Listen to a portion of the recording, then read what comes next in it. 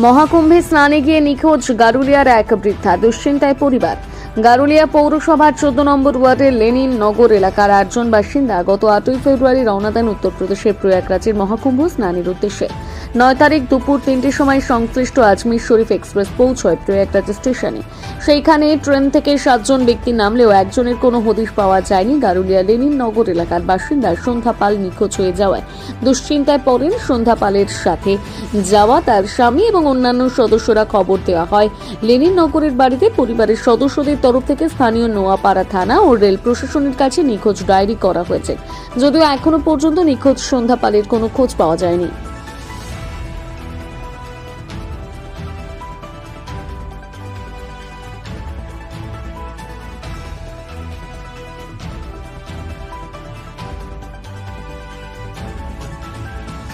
কবে থেকে মাকে খুঁজে পাচ্ছে?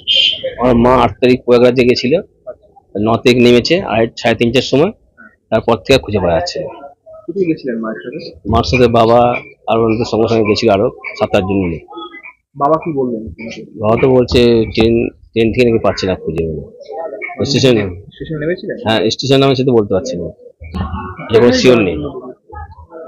যাওয়ার জন্য প্রয়াগরাজে কুম্ভ মেলা যোগাযোগ আর করা যায়নি, কোনো যোগাযোগ না, মার সঙ্গে না নাম্বার কোনো কিছুই নেই। কি এখন কি চাইছেন, মানে কিভাবে সামাল দেবেন বিষয়টা? কোথায় কোথায় গেছেন? আমরা তো গেছিলাম, হ্যাঁ ব্যবস্থা তো আমরা গেছিলাম হাওড়া স্টেশনে গেছিলাম, ওখানে সব জিআরপি আরপিএফ সব করে এসেছি রিপোর্ট। লোকাল থানায় গিয়ে করে এসেছি, নোয়াপাড়া থানা। তারপর আরো চিতপুরে গেছিলাম, চিতপুরে ওখানে গিয়ে জারি ফেরি করে এসেছি, ফটো দিয়ে এসেছি, চিকেন ফিঙ্গার দিয়ে এসেছি। ট্রেন থেকে নেমেছিলেন? এটা তো অ্যাকচুয়ালি বলতে হবে না, শিওর কি বলতে পারছি না। আমরা তো এখানে রয়েছি, এখন ওখানে যারা বলছে যেরকম খবর দিচ্ছে সেরকমই আমরা বলছি। তারা কি বলছেন? তারা বলছে ট্রেন থেকে তো পিছনে ছিল, এখন নেমেছে কিনা বলতে পারছি না। কোন ট্রেনে গেছিল? ওরা গেছিল আজমির লোকাল, হাওড়া থেকে। হাওড়া থেকে। আচ্ছা, বুঝে আর আপনারা যাচ্ছেন? আমরা আজকে রোহিত যাবো, যত ইচ্ছা আছে। সরকারের ব্যবস্থা হবে না? হ্যাঁ, ওখানে যেতে হবে, করতে হবে। ওখানে গিয়ে দেখি কি ব্যবস্থা নেওয়া যায় সেভাবে করতে হবে।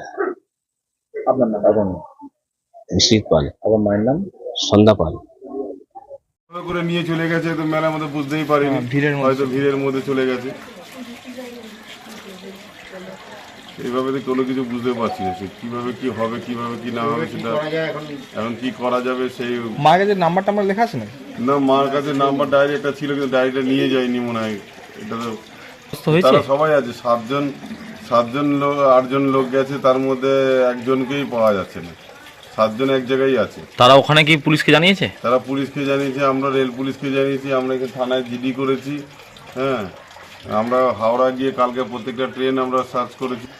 হাওড়া গেছিলাম, কি হাওড়া থেকে ট্রেনটা গেছিল, কিন্তু ট্রেনটা মানে উনি যে গেছে যে 9 তারিখে তো পৌঁছেছে, 9 তারিখে পৌঁছানোর পরে 10 তারিখ গেছে। কালকে বিকেলের মধ্যে যদি কোনো ট্রেন ধরে আবার চলে আসে, তার জন্য আমরা এই হাওড়া স্টেশনে। হাওড়া থেকে ট্রেনে উঠেছিল না, কলকাতা থেকে ট্রেনে উঠেছিল। কলকাতা স্টেশন থেকে ট্রেনে উঠেছিল, আজমিরে ট্রেনে গেছিল। হ্যাঁ, আজকে যাচ্ছেন প্রয়াগরাজ? হ্যাঁ, আমরা প্রয়াগরাজ যাওয়ার ইচ্ছা আছে আজকে রাত্রিবেলা।